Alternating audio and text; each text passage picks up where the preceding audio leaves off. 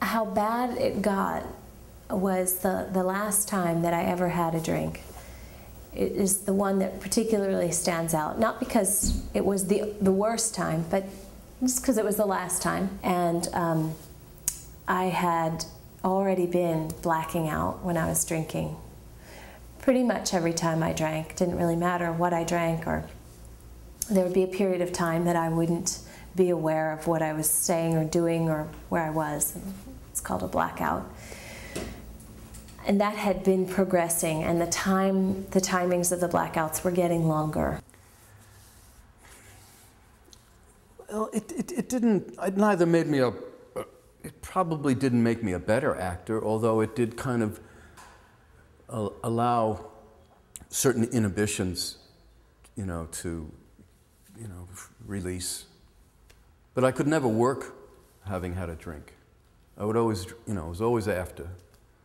But it also kind of allowed my imagination also to let loose. I mean, so there are some good things about the alcohol, it just kind of freed me of certain constraints and inhibitions that were necessary to express myself without being shamed or feeling shame from my parents, because my mother was always one to say, and being in the environment of this kind of Irish Catholic, you keep your head down, don't think too much of yourself, and that kind of feeling. So, and of course, they were all drinking as well.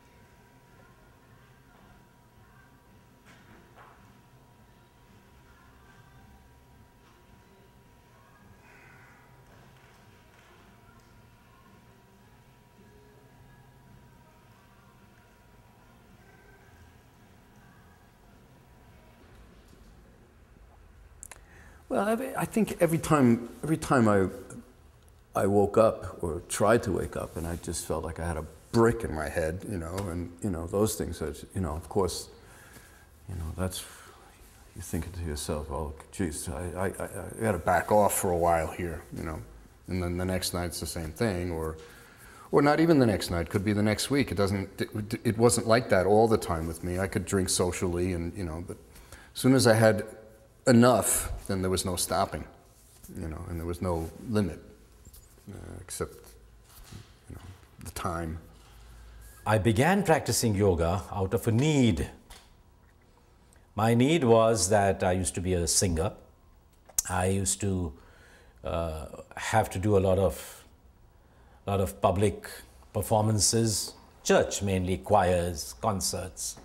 And every time a performance came up, I would have a problem with my health. And using all kinds of medications and all that to get the best voice on stage used to be a frustration. Then I was never a sports person. So after ordination, I also went into completely no exercise syndrome. So that was telling on my health. And lastly, I'm not ashamed to say this, that I come from a family of addictive history. So I was inclined to go into alcoholism.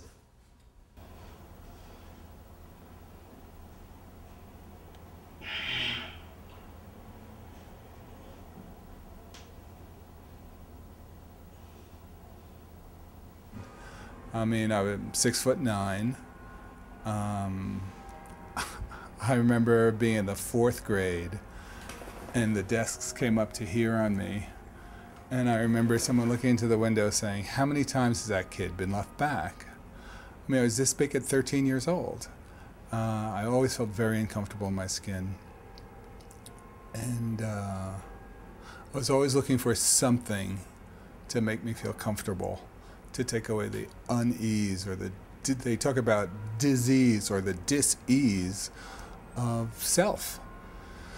And, it's much easier to come from outside substances than, as a kid, where do you pull it in from? I mean, unless someone's training you. And, my first substance, I guess, was food, because I was very heavy. But I was shamed by other kids from being fat, and they'd say, look, he has breasts. And that was very embarrassing. And drugs and alcohol really it was like a zip line or something. It was just very easy to get into. Everyone was accepted. It was kind of the time. Timothy Leary, tune in, turn on, drop out. I mean, it would have been nice if he told people get your PhD first. Telling 12-year-olds to do that wasn't the best advice. Well, the first manifestation of addiction of which I became aware was my extreme problems with money. Debting, using credit when I didn't have money to pay for things, being completely unconscious about my money, how much I had, how much I was spending, bouncing checks, getting into debt, getting embarrassed all the time about money.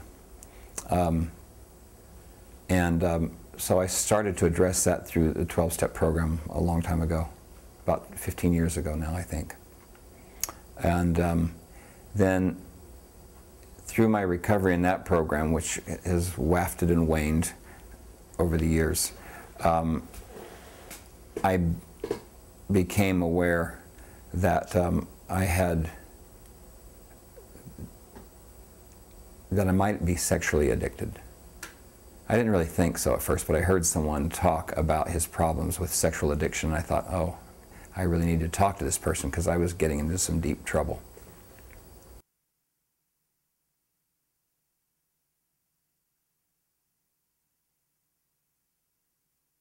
I think the way one perceives people who are defining themselves as an alcoholic or an addict is that you tend to see them as somebody separate from yourself, somebody, you know, from a voyeuristic position. You're curious about their experience in the extremes that they've experienced.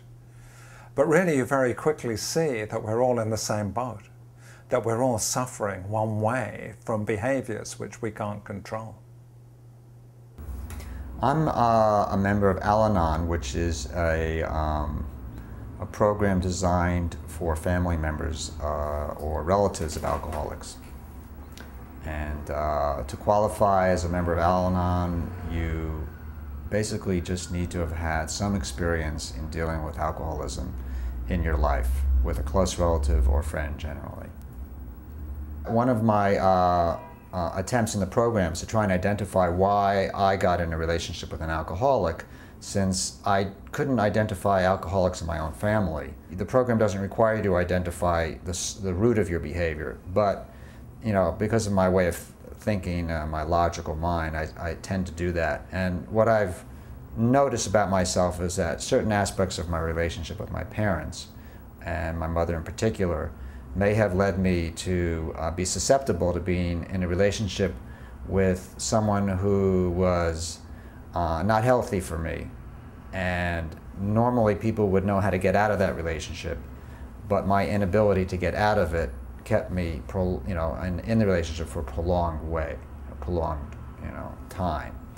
So it's not that I necessarily sought out alcoholism, but when it came into my life, I didn't know how to move away from it.